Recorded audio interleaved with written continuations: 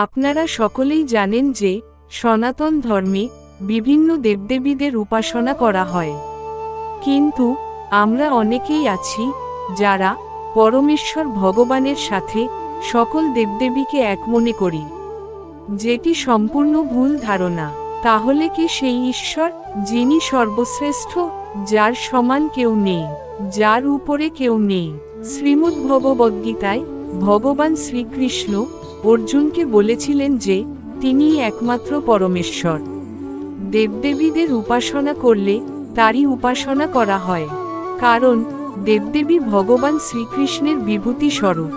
কিন্তু শ্রীকৃষ্ণই একমাত্র স্বতন্ত্র পরমেশ্বর।